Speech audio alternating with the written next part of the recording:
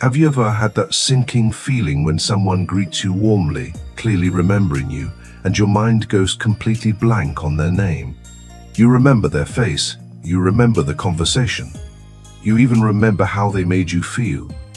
But the name, the simplest detail, is gone. And in that moment you question yourself. Am I careless? Am I distracted? Or is something deeper happening? What if forgetting names isn't just a memory flaw, but a psychological signal? What if it quietly reveals how we relate to others and even to ourselves? Now start with forgetting names, a deeper psychological truth. There is a quiet embarrassment that many people carry with them, a small sting that visits in the most ordinary of moments. You meet someone with warmth. You shake their hand. You look into their eyes, and within seconds the name they offered you dissolves into the background of your mind. You smile. You nod. You pretend to remember. Later you reproach yourself. Why can I recall entire conversations, but not the simple arrangement of syllables that represents a person? Why do some names slip through the fingers of memory, as though they were never held at all? We tend to dismiss this as carelessness, or as a defect of attention. Yet, the psyche is rarely so random. What we forget, and what we retain, often reveals more about us than what we consciously choose. To forget a name is not merely to lose a word. A name is a symbol. It is the verbal vessel that carries the presence of another human being. When we hear a name, we are not only registering sound, we are encountering identity. Therefore, the act of forgetting a name may reflect something deeper than a simple lapse in memory. It may speak of our relationship to individuality, to intimacy, and even to ourselves. The human psyche is not a tidy filing cabinet in which information is neatly stored and retrieved. It is a living landscape filled with valleys of shadow and peaks of consciousness. Memory is not only a mechanical function of the brain. It is influenced by emotion, by attention, and by unconscious currents that move beneath our awareness. We remember what touches us. We remember what resonates with our inner world, and what does not resonate may quietly fade.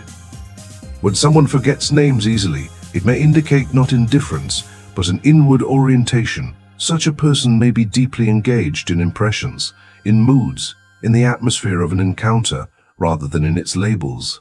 They may leave the conversation remembering how it felt, the subtle tension in the air, the flicker of enthusiasm in the other's eyes, but not the name attached to the face. For them, experience is absorbed as image and emotion, rather than as linguistic detail. There are individuals whose attention flows outward, attaching itself quickly to external markers, names, titles, categories. For others, attention moves inward. They are preoccupied, not in a trivial sense, but in a contemplative one. Their energy is drawn into reflection, into the meanings behind events. In such cases, the forgetting of names may reveal a psyche that prioritizes essence over designation. The person remembers who you are in feeling, but not what you are called. Yet there is another possibility. Names are instruments of relationship. To remember a name is to affirm the distinct existence of the other. To forget it repeatedly can, at times, signal a subtle resistance to closeness. Intimacy requires recognition. When we truly see another person as separate and significant, we are more likely to hold on to the symbol that represents them. But if we unconsciously fear the obligations that come with connection, we may fail to anchor that symbol in memory. In this sense, forgetting names can become a small defense. It creates distance. It keeps interactions slightly impersonal. One may remain friendly, even charming, but at a safe remove. The psyche is skilled at such maneuvers. It does not announce its defenses openly. It disguises them as harmless forgetfulness. There is also the matter of self-relationship. Those who struggle to remember names may at times struggle with their own identity. The name is the simplest form of identity. It is what we are first given, what we respond to before we understand language. If one's own sense of self feels unstable, fragmented, or undefined, there may be difficulty in firmly grasping the defined identities of others. The world may appear more fluid, less sharply contoured. Faces blur into impressions, names fail to attach. Modern life amplifies this phenomenon. We are introduced to countless individuals, often in rapid succession. Our nervous systems are flooded with stimuli. In such conditions, the psyche triages. It selects what feels most vital for survival or meaning. For many, names do not pass this threshold unless reinforced by strong emotion or repeated encounter. The forgetting, then, is not a flaw but a prioritization. But we must not overlook the symbolic dimension. In dreams, names often shift or disappear. A familiar figure may appear without a clear identity, or a known person may carry the wrong name. This suggests that the psyche is less concerned with the literal and more with the archetypal. It works with patterns, with roles, with energies. When someone forgets names easily, it may reflect a similar tendency in waking life, an orientation toward the archetype rather than the individual. They perceive the teacher, the friend, the rival, rather than John, Maria, or Samuel. Such perception can be both gift and limitation. It allows one to sense universal patterns in human behavior, to see the deepest story unfolding beneath personal detail. Yet it can also prevent the recognition of uniqueness. Every individual is more than an embodiment of a role. To truly encounter another is to honor their singular existence, and the name is part of that honoring. We must also consider anxiety. Social anxiety in particular can interfere with the encoding of names. When a person is preoccupied with how they are being perceived, their attention turns inward in a defensive posture. Cognitive resources are consumed by self-monitoring. Am I speaking well? Do I appear competent? In this heightened state, the simple act of registering a name may not fully occur. The mind was elsewhere, guarding the ego. Later, when the forgotten name is needed, shame arises. And shame, ironically, reinforces the pattern. The individual becomes even more anxious in future introductions, further impairing memory. What appears as chronic forgetfulness may be the echo of an unacknowledged insecurity. There is also a paradoxical element of power in remembering names. To speak someone's name is to call them into recognition. Leaders, teachers, and those skilled in human relations understand this instinctively. They cultivate the habit of remembering names because it establishes connection and influence. Those who neglect this practice may unconsciously avoid the responsibility that comes with such recognition. To remember a name is to accept the other as real, and to accept oneself as engaged in relationship. At the deepest level, the forgetting of names confronts us with the fundamental question: how present are we? Presence is not merely physical proximity, it is the full participation of consciousness in the moment. When we are truly present, the encounter leaves an imprint. The name attaches because the person has been genuinely seen, but presence is rare. We drift through interactions while thinking of the past or anticipating the future. We listen partially. We prepare our response while the other is speaking. In such fragmented awareness, it is no wonder that names evaporate. The psyche cannot retain what was never fully received. And yet, I would caution against harsh self-judgment. The mind is not a machine designed for flawless storage.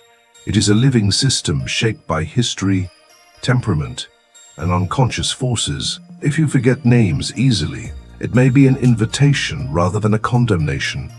An invitation to examine how you relate to others.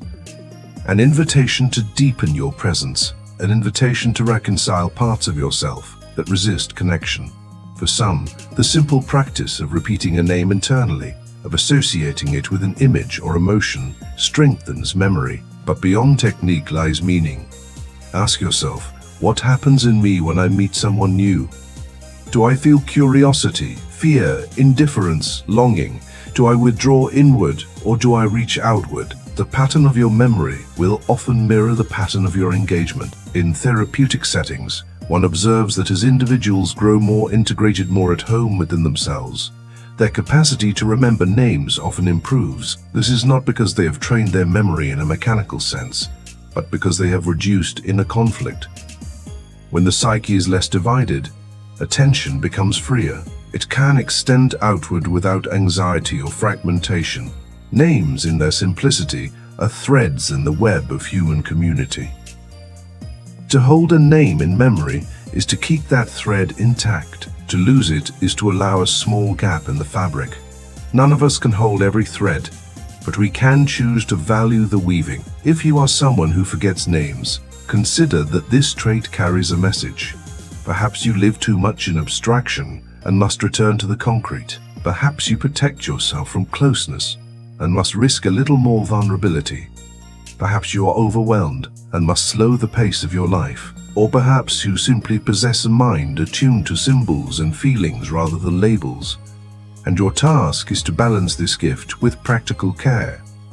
In the end, the matter is not about names alone. It is about recognition. To recognize another human being is to affirm their existence and, in doing so, to affirm your own. When we look into the face of another and truly see them, when we speak their name with sincerity, something ancient within us responds. We are no longer isolated fragments drifting in anonymity. We are participants in a shared story. So let us approach even this small weakness with compassion and curiosity. Let us notice when a name slips away and ask what part of us was absent in that moment. Let us practice presence not as a performance, but as a devotion. And above all, let us remember that behind every forgotten name stands a living soul, desiring to be seen. For when we begin to remember not only the syllables, but the person, the world changes. It becomes less crowded yet more intimate. Faces are no longer passing shapes, but distinct lights. And in that recognition, something within us softens. We feel the quiet miracle of connection. We feel the fragile, beautiful weight of being human among humans. And perhaps, in holding the name of another with care, we learn at last to hold our own with tenderness, no longer lost, no longer blurred, but called into presence with love. For the longest time I carried a quiet shame that I rarely admitted out loud. I could remember entire conversations, what someone wore, the way they laughed, the exact sentence that struck me deeply. But when it came to their name, it would vanish. Just disappear. I would stand there, smiling, nodding, praying no one would ask me to introduce them. And afterward I would ask myself, what is wrong with me? How can I remember everything but the one thing that seems most basic? Maybe some of you know that feeling. That split second of panic when someone greets you warmly and says, "Hey, so good to see you again." And your mind goes completely blank. You remember their dog's surgery. You remember their career change. You remember that their father was ill last winter. But their name, gone, and you feel small, careless, almost disrespectful. For years I thought it was just poor memory. I blamed distraction. I blamed being bad with names. But over time I began to notice something deeper. It wasn't random. It wasn't a coincidence. There was a pattern to my forgetting. I remember one particular evening at a friend's gathering. I was introduced to a woman who spoke passionately about her work with children. I was captivated. I remember the intensity in her eyes, the way her hands moved when she described her mission. I remember feeling inspired, even slightly intimidated. We spoke for nearly 30 minutes, and when someone later asked me what was her name, I froze. I could describe her soul, but not her name. That night, I sat with the discomfort. Why could I remember her essence but not her label? And I began to realize something unsettling about myself. When I meet people, I'm often not fully present. I'm either analyzing them, sensing the emotional atmosphere, or more painfully monitoring myself. How am I coming across? Do I sound intelligent? Do they like me? Am I saying something foolish? In those moments, my attention is split. Part of me is with them. Part of me is trapped in self-consciousness. And when the name is spoken, usually at the very beginning, it passes through a mind that is already crowded. I started to see that forgetting names was not about disrespecting others. It was about my relationship with myself. There were times in my life when I felt uncertain about who I was. During those periods, I struggled even more with names. It was as if my inner ground was unstable, and if my own sense of identity felt blurred, how could I firmly grasp the identities of others? A name is a symbol of individuality. If I was unsure of my own, perhaps it made sense that others' names did not anchor easily in me. I also noticed something else. When I felt emotionally guarded, I forgot more names when I walked into rooms already tired, already protective, already unwilling to let anyone too close. Names slipped away faster. It was as though some quiet part of me resisted connection, because to remember a name is to acknowledge someone's uniqueness. It is to say, you matter enough for me to hold on to you, and that can feel vulnerable. I recall meeting a colleague at a new job. He was kind, open, genuinely interested in getting to know me, and I, fresh from past disappointments, was cautious, polite but distant. We worked together for weeks. I knew his coffee order. I knew his sense of humor. But one day, introducing him to someone else, I realized with horror that I wasn't entirely sure of his name. I had heard it dozens of times. It struck me then I had not truly let him in. I had engaged in conversation, but I had not opened the door of recognition fully. My forgetting was not mental weakness. It was emotional distance. But there is another side to this story. I have always been someone who experiences people as impressions, as energies, as feelings. When I leave a room, I carry atmospheres with me. I remember who felt heavy, who felt light, who seemed lost, who seemed radiant. My memory is woven from emotion more than from facts. So when a name, just a sound, does not attach strongly to that emotional imprint, it fades. For a long time I criticized myself for this. But I began to see that it was not entirely a flaw. It revealed how I move through the world. I am drawn to meaning, to undercurrents, to the invisible dynamics between people. My attention goes there first. The practical details sometimes lagged behind, yet maturity demanded something more of me. It required balance. I began practicing something simple. When someone introduced themselves, I would look at them, not at their clothes, not at the room, not at my own anxious thoughts, but at their face. I would repeat their name quietly in my mind and connect it to something specific. Their smile, their voice, the way they shook my hand. At first it felt mechanical, but gradually something changed. I wasn't just memorizing a word, I was choosing to be present. And presence changed everything. I realized that when I truly allow myself to see another person without defensiveness, without self-monitoring, I remember their name far more easily. Because now it is not just a label, it is attached to a moment of real contact. There is also humility in admitting, "I'm sorry, I've forgotten your name." I used to avoid that sentence at all costs. I would dodge introductions, wait for someone else to say it, pretend I had known all along. But when I began to admit it honestly, without self-condemnation, something softened. Most people responded with kindness.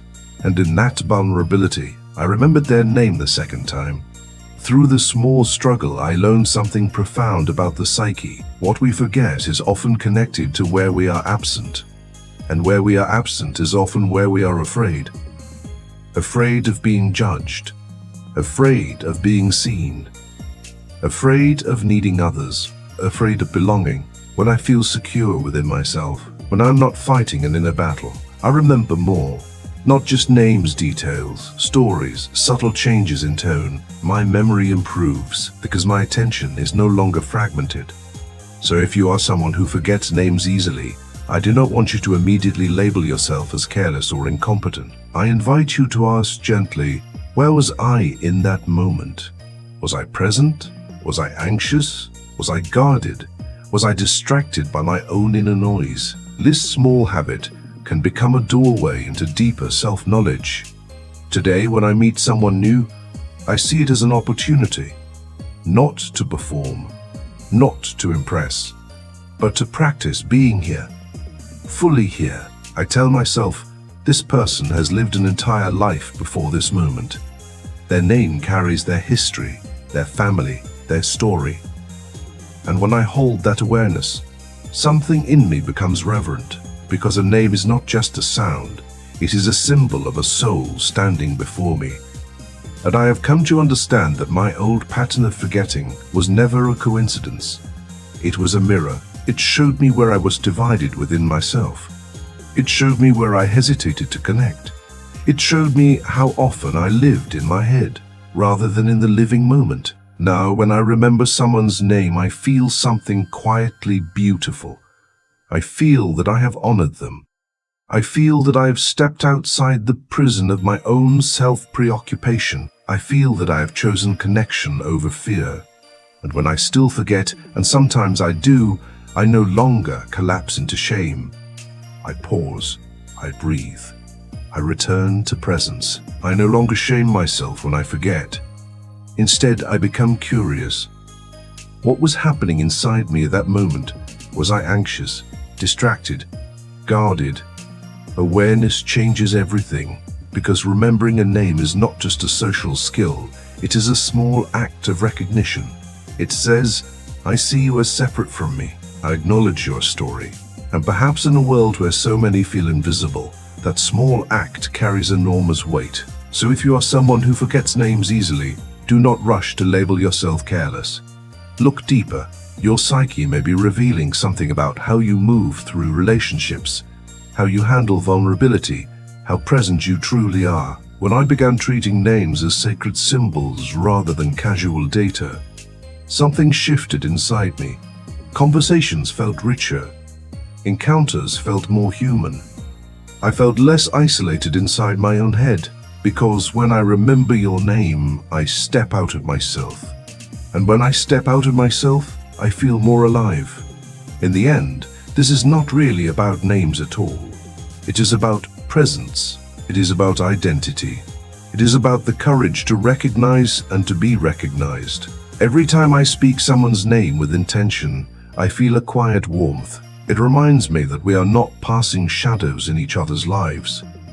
We are individuals longing to be seen. And perhaps the greatest tragedy is not that we forget names.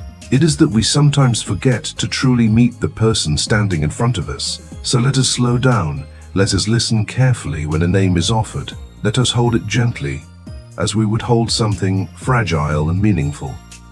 Because behind every name is a life. Behind every life is a story. And behind every story is a human heart, hoping, just hoping, to be remembered. Because in the end, this is not about memory tricks. It is about courage.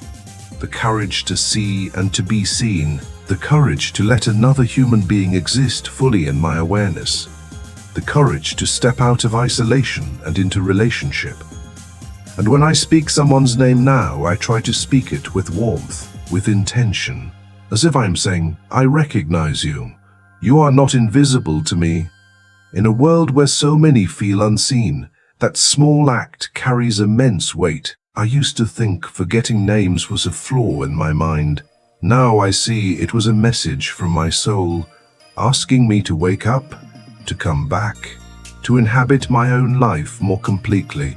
And as I continue this journey, remembering, forgetting, learning, trying again, I feel something growing inside me, a deeper presence, a softer heart, a stronger sense of who I am, and perhaps that is the true gift hidden inside something so ordinary.